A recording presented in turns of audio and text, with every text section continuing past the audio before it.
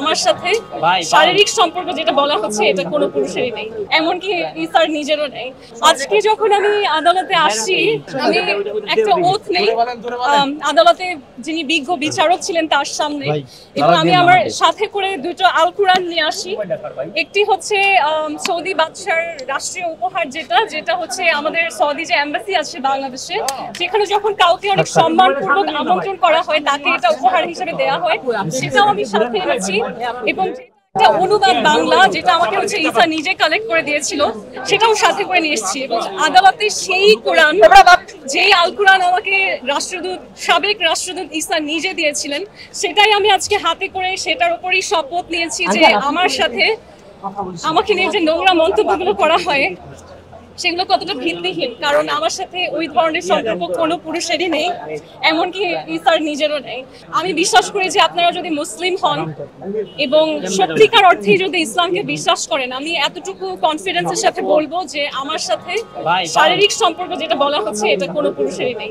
আসলে আদালতে বিচার প্রক্রিয়াতে একটা না একটা সময় হয়তো যদি তারা ফেয়ার এন্ড জাস্ট থাকে, তাহলে একটা না একটা সময় অবশ্যই সবাই বুঝতে পারবে যে কি পরিমাণের বানোয়াট, ভুয়া এবং চক্রান্তমূলক, এবং আমাকে শুধুমাত্র হ্যারাস করার জন্য, আমার ক্যারিয়ার রেপুটেশন নষ্ট করার জন্য চক্রান্ত করে কিছু মানুষ এই মামলাটা সাজিয়েছিল। এটা একটা না একটা সময় আদালত যদি ফেয়ার থাকে তাহলে সারা পৃথিবীর মানুষ জানে।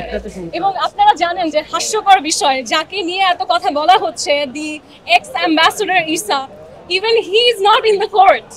তিনি কিন্তু কোর্টে আসেন না। তিনি যদি ভিকটিম হন তাহলে তো তার কোর্টে আসার কথা, তার ন্যায় বিচার চাওয়ার কথা।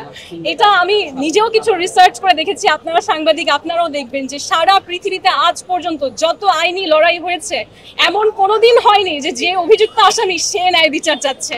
তো এটা নিয়ে আসলে আর বলার কিছু নেই। এখন তিনি রাষ্ট্রদূত নয়, এখন নতুন একজন respected person, ambassador, Saudi ambassador.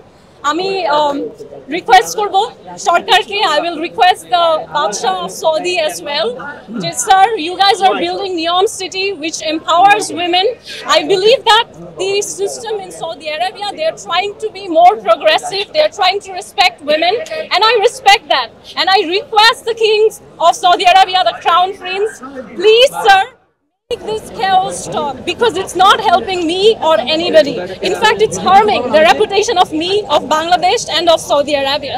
So I really request the states, both the states, Saudi Arabia and Bangladesh, to please stop this chaos.